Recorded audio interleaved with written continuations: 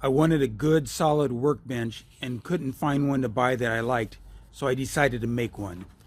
Did a little research on the joints and found that the mortise and tendon were the strongest, but take specialized tools to create. So I made some artificial mortise and tendon joints that I think will be just as strong. Finished size of the workbench is 8 feet long, 27.5 inches wide, and 34.5 inches tall. Cost about $80 to make using only simple tools. After I made one, I decided to make one for my son and create a video while I was at it. Starting with an 8-foot 2x4, I've made a mark at 12 inches, a mark at 27.1/8 inch, a mark at 61.25, and a mark at 95 3/8. Gives me room to cut my boards with an 1/8 inch allowance for the saw blade. Cut those with a Skilsaw or a radial arm saw. I've got 4 pieces of wood, 2 of them 34 inches, one 15, one 12. One of the 34-inch pieces got a mark at 15 inches, another one at 18.5 inches. Glue up to the 15-inch mark. The 15-inch piece goes over the glue with the end square and the side square. I've marked 3 marks to drill pilot holes, 2 at the bottom towards me and 1 at the top away from me.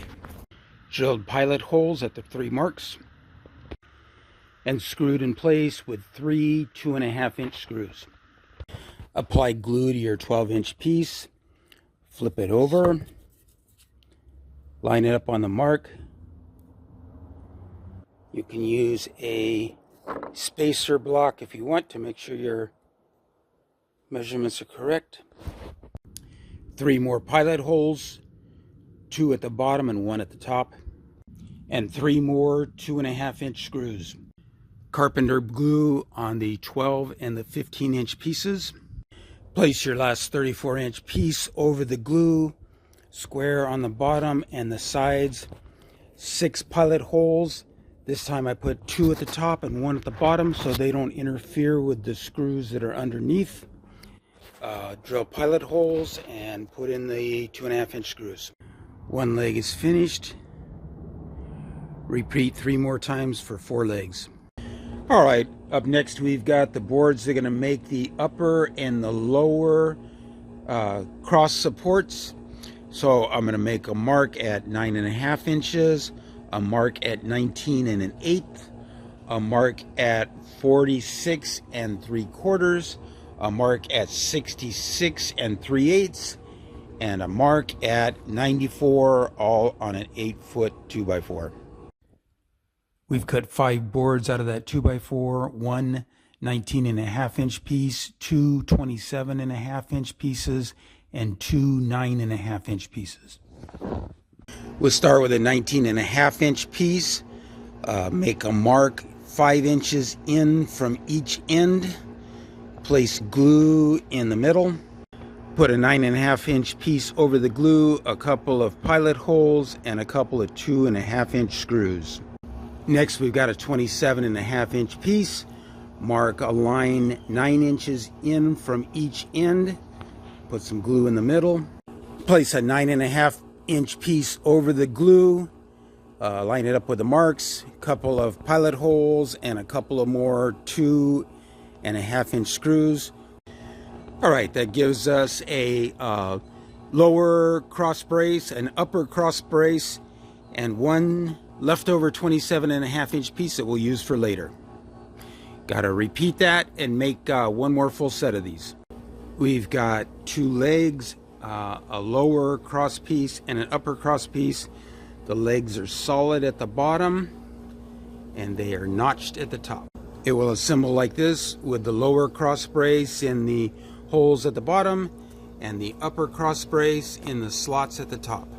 After test fit, I put lots of glue on my bottom cross member, tapped it in with sledgehammer a bit, used a piece of wood to protect my bench legs, Then put in 2 pilot holes and 2 2.5-inch screws.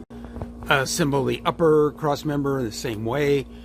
Plenty of glue. Drive it in from the top. 4 more pilot holes and 4 more screws. All right, we've got one end finished. Got a 1.5-inch ledge that a brace is going to fit on. There's a 5.5-inch ledge at the top that the top will rest on. We've got our artificial mortise and tenons. I will flip it over and put in some more screws from the other side, and this end will be done. I put together the other end, and here's the fruits of our labor so far. We've got both ends. We've got 2 leftover 27.5-inch pieces that we will use later on. I've got 2 2x6s that I cut into 71-inch pieces. Clamped the 2 boards together. Set my Skilsaw for 1.5 inch depth and cut multiple kerfs at the marked places. Knock those pieces out with a hammer. Use a chisel as needed to take out the extra wood. You should be able to fit a 2x4 in there flush. This should be our last 2 cuts. Have 2 2x4s that are 76.5 inches long each. Okay, let's put this together now. We've got our legs on each end. Got the block facing out on both sides. Doesn't really make any difference, but it just looks nicer. Got my notched 2x6 up at the top with the notches on top. Set it in place. Drilled a pilot hole and put a screw in each top corner only to hold it there, and then we'll go through and make sure everything's square. Very important to get everything square at this point, or your workbench is going to be unstable and wobble. I've started out on a nice level surface. I can go through and make sure that all of my corners are level or square. You can also measure the top and bottom to help make sure it's square. The red diagonal lines should be equal. The yellow lines, top and bottom, should be equal. Remember to measure at the bottom to the center 2x4 and not to the edge. Once everything was square and I was sure everything was flush, put in another pilot hole and a screw here, one on the end here, and then on the other end also. The 76.5-inch 2x4 is going to go in the middle, sitting on top of its support. We got 3 holes, 3 screws, plenty of glue. Flip it over and repeat. Make sure everything's square and flush, that the notches on your 2x6 are on top. Put in 1 screw at the end of each board along with glue, but didn't tighten those screws up yet. The legs are not quite level, but because I've only got 1 screw in each board, it's still flexible. I'll push down on the 2 ends and put the rest of the screws in, and that will level. Once the legs are level, finish putting in the rest of the pilot holes and the screws and tighten everything down. Right, last 2 pieces of the frame are these 2 27.5-inch 2x4s. Make a mark in 4 inches up. They're going to go into those notches. Glue them, pilot holes, and screw, and our frame is done.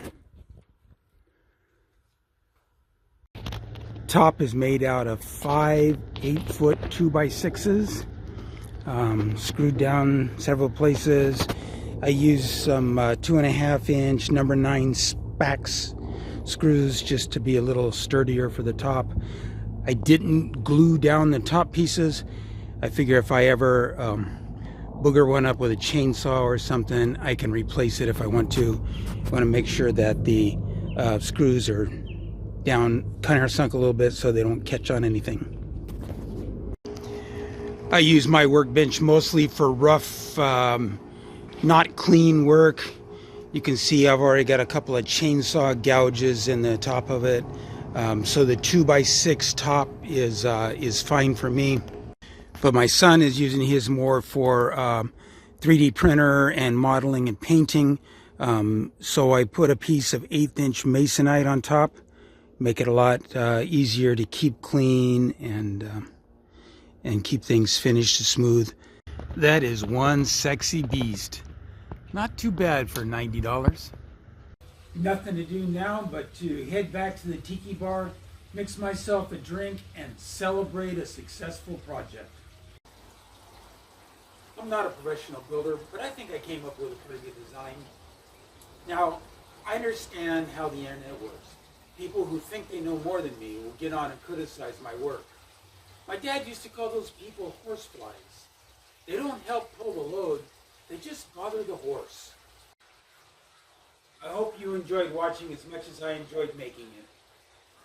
Cheers.